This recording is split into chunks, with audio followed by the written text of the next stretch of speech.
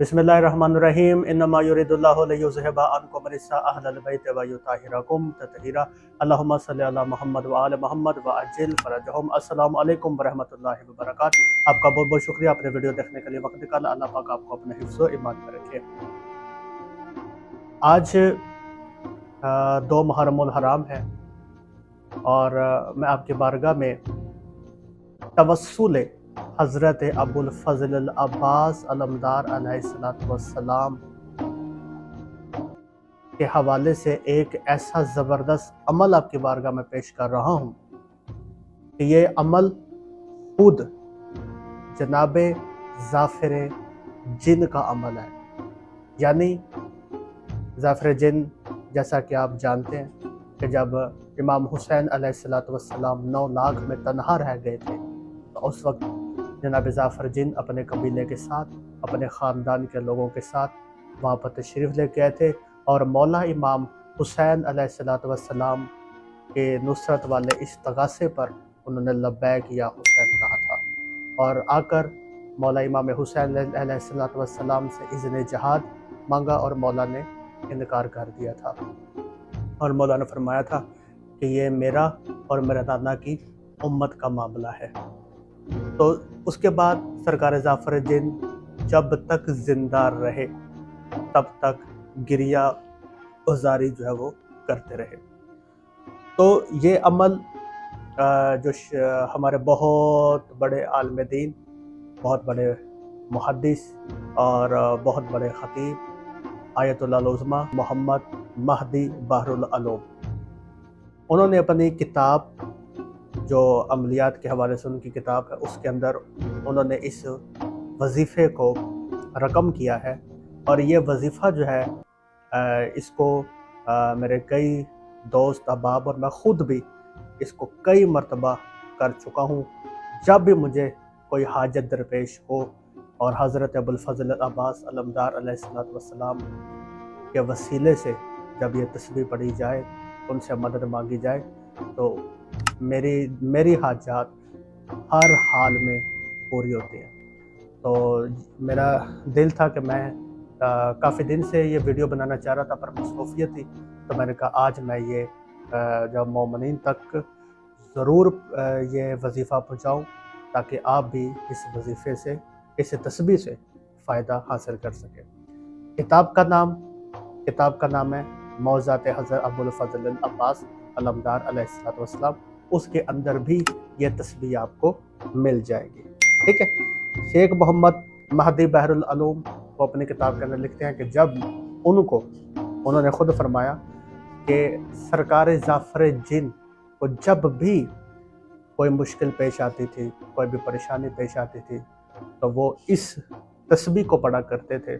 और उसके बाद देखें, जिन्नात में तो खुद में बहुत ज़्यादा ताकत होती है कि इंसान जिन्नात के ज़रिए पता नहीं कौन कौन से काम जो है वो करवा देते हैं। जिन्नात के अंदर तो खुद ब खुद बहुत ज़्यादा ताकत होती है।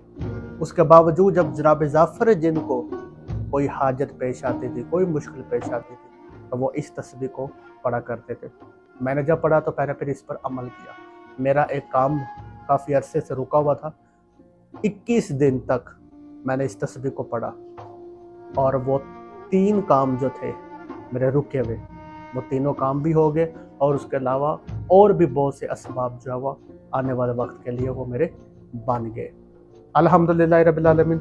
बहुत ज़बरदस्त ये तस्बीह है और मैंने कई अपने दोस्त अहबाब, कई अपने शागिर्दान को, हत्ता कि कई ज़ाकिरीन और खुतबा को भी मैंने ये जो है वो जो मेरे दोस्त हैं मैंने उनको ये तस्बीह जो है वो हिब्बा की है। तो मैं चाहता हूँ कि आप भी इस तस्बीह से फ़ायदा उठाएँ।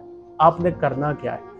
करना यह है कि इस अमल को आप अरूज माह में या ज़वाल माह में जब मर्ज़ी शुरू कर सकते हैं। इसकी कोई भी ना डेट फ़िक्स है, ना टाइम फ़िक्स है, ना वक्त फ़िक्स है, ना जो है वो ये है कि सिर्फ मर्दों ने करना, मर्द, औरत, बच्चे, बूढ़े सब कर सकते हैं।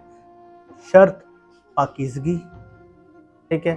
शर्त 5 वक्त की नमाज की पाबंदी, शर्त और जहाँ भी आपने अमल करना है वहाँ पे खुशबू हो, साफ़ सुथरा हो। अगर इमाम बारगाह के अंदर करते हैं फिर तो क्या ही बात है, ठीक है। اگر مسجد یا امام بارگاہ کے اندر آپ کرتے ہیں ٹھیک ہے تو یہ اور بھی زیادہ بہتر ہے، نہیں تو جہاں پہ بھی آپ کر رہے ہیں وہاں پر کم از کم صفائی ستھرائی مکمل جو ہے وہ ہونی چاہیے، ٹھیک ہے۔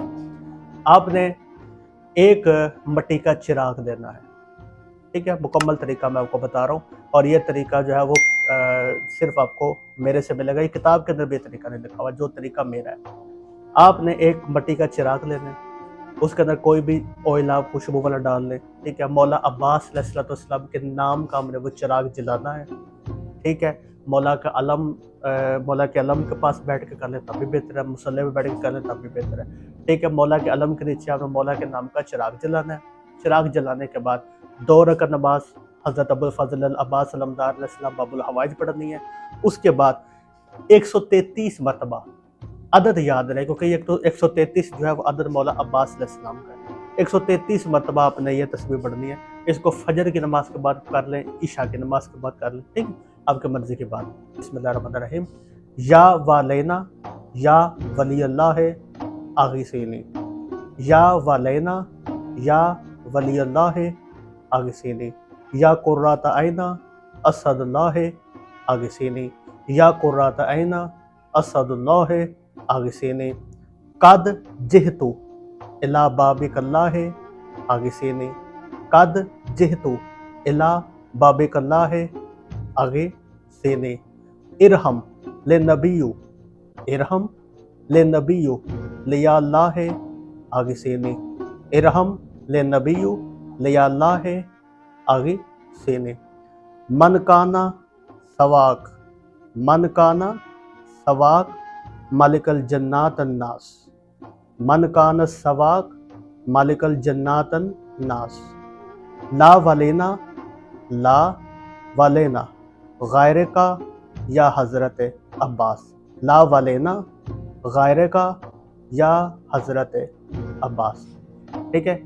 یہ اس کو ایک مرتبہ جس طرح میں نے پڑھا یہ ایک مرتبہ ہوا، اس طرح آپ نے 133 مرتبہ آپ نے پڑھنا ہے۔ میں ایک مرتبہ پھر آپ کو پڑھ کے سنا دیتا ہوں۔